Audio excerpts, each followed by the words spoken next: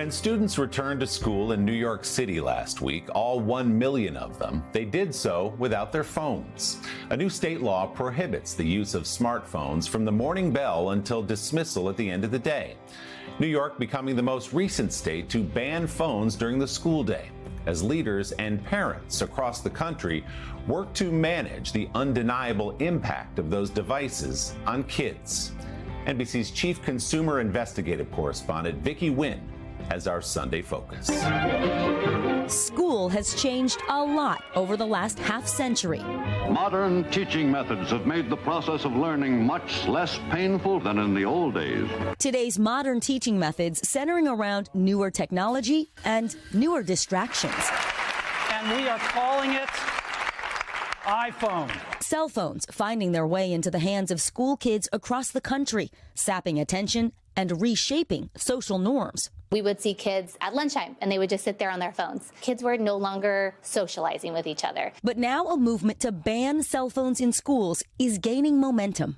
18 states now have complete bans on phones during the school day, 25 implementing partial bans, and many of the remaining states also pushing for restrictions. Social psychologist Jonathan Haidt, author of The Anxious Generation, has been sounding the alarm on phones in schools for years. There is damage not just to mental health, but to all kinds of social and cognitive development and academic performance. This week, telling Jenna on Today, the tide is finally turning. The teachers had wanted to do it, the principals have wanted to do it, but they were afraid of some parents freak out. So it's parents' voices that have given them permission to go phone-free all day long.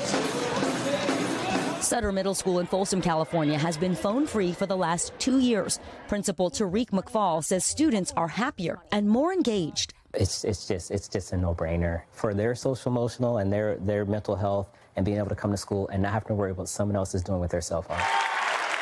And despite initial pushback from students, many have come around to the change. I just enjoy the atmosphere in the school. There's just so much great things you can enjoy besides looking at your screens. New York City, the country's largest school district, has seen similar success. At New Pathways Academy in the Bronx, phones are locked in a Yonder pouch, a fabric bag with a magnetic lock, to be unlocked by teachers at the end of the day. It keeps us from being distracted while doing our work. The pouches are now in schools in all 50 states at a price of $30 per student, adding up to tens of millions in public school contracts. Do we need to spend this kind of money on pouches to make it happen? Well, I think it's an investment. Every district is different. Every school is different. While school districts are choosing different ways to do it, school leaders say going phone-free is well worth the effort. They're talking, they're chatting, they're laughing. What you're saying is taking away the cell phones in the classroom gives these kids back their childhood. Yes. Their ability to be young people and to learn and interact in person. Yes, and to find themselves, to learn about themselves, to learn who they are.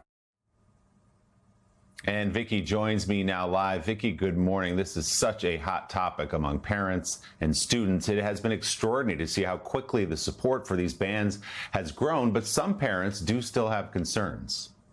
Yeah, hey, Willie, it is understandable that parents are worried when there's an emergency unfolding at school. But we have talked to school leaders and law enforcement authorities all across the country, and they say schools have safety protocols in place, they run drills, and in an emergency, what they really want is for your student to pay attention, to be alert, and not to be distracted so that they can follow instructions. And also, they don't want that phone going off, ringing, pinging, dinging. That could make your student a target. Willie, as for those other situations that arise during the day where you may need to call your student, you know what they say? Call the office, just like they did back in our day. And the principal, the teachers, the security guards, they will track down your student and make sure you get that message to them or connect with them. It has taken a couple of years, but I think everyone is starting to come around to seeing the benefits of giving students phone-free hours during the school day. And as Jonathan Haidt said there in your piece, the support from parents now has given all schools permission to move forward with these bans. Such an interesting topic. Vicky, thanks so much. We appreciate it. Hey, thanks for watching. And don't forget, you can catch the Today Show every morning on NBC or take Today when you're on the go. Just follow the Today podcast on Apple Podcasts, Spotify, or wherever you listen.